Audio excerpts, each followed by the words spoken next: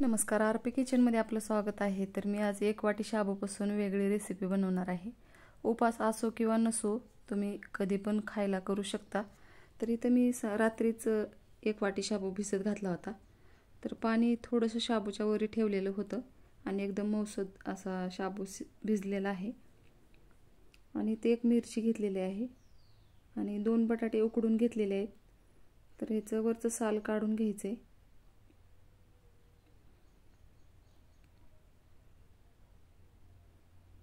दोन्ही पण बटाट्याचं वरचं साल काढून घेतलेलं आहे आणि ते 1 मिरची घेतलेली आहे, कट करून घ्यायची. एकदम बारीक अशी कट करायची किंवा मिरचीची पेस्ट टाकली तरी चालते.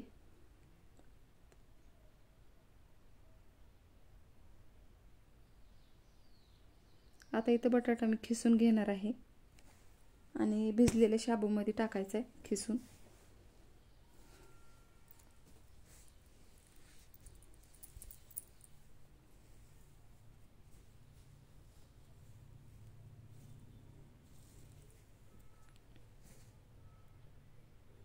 दोन्ही पण बटाटे मी याच्यामध्ये खिसून टाकणार आहे.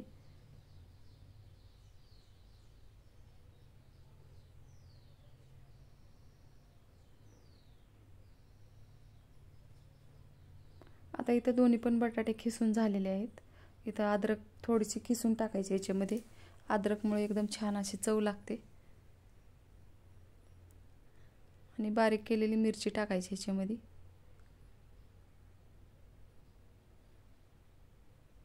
चवीनुसार मीठ टाकायचे.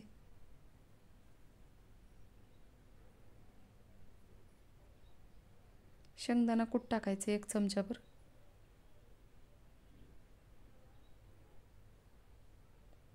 तुम्ही मोठं वाटून टाकलं तरी चालते शेंगदाण्याचं कूट. मी थोडंसं लहान मुलांना आवडत नाही म्हणून मी असं थोडंसं बारीक वाटलेलं टाकलेलं आहे. आणि इथे लाल तिखट टाकायचे. मिरची थोडीशी सपक आहे म्हणून मी इथं लाल तिखटाचा वापर केला आहे. आणि आता एकदम छान असं एकजीव झालेला आहे.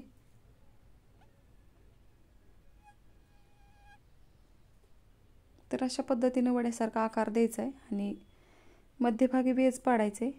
यामुळे थोडासा नवीन असा आकार येतो आणि मुलांना पण नवीन काहीतरी केलंय असं वाटते. यासाठी मी थोडंसं नवीन बनवलेलं आहे. तर मध्यभागी वेज पाडून अशा पद्धतीने सर्व पदार्थ या शाबूचे तयार करून घ्यायचे.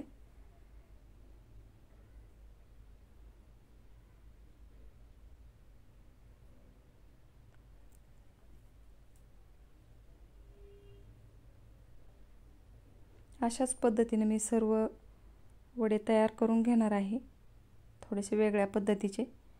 आणि सर्व वडे तयार झालेले आहेत बघू शकता. आता मी तळण्यासाठी तेल ठेवत आहे गॅसवर.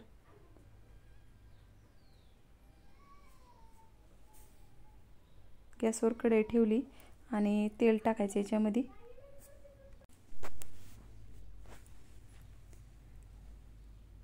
तर इथे मी तेल टाकलेलं आहे आणि एकदम गरम झालेलं आहे. तर याचे जेवढे बसतील तेवढे वडे टाकून घ्यायचेत आणि छान असे तळून घ्यायचेत.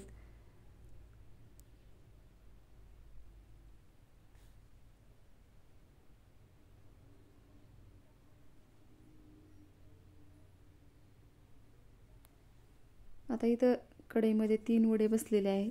तर आता खालचा भाग एकदम छान असा तळलेला आहे आणि पलटून घ्यायचे अशा पद्धतीनं छोट्या झारीनं.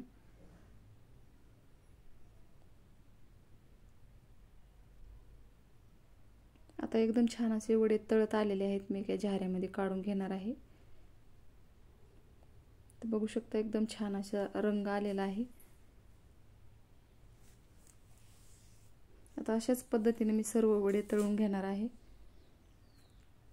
बघू शकता.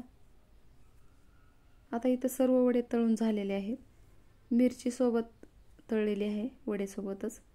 दही सोबत किंवा असंच खायला पण एकदम चवदार लागतात. बघू शकता.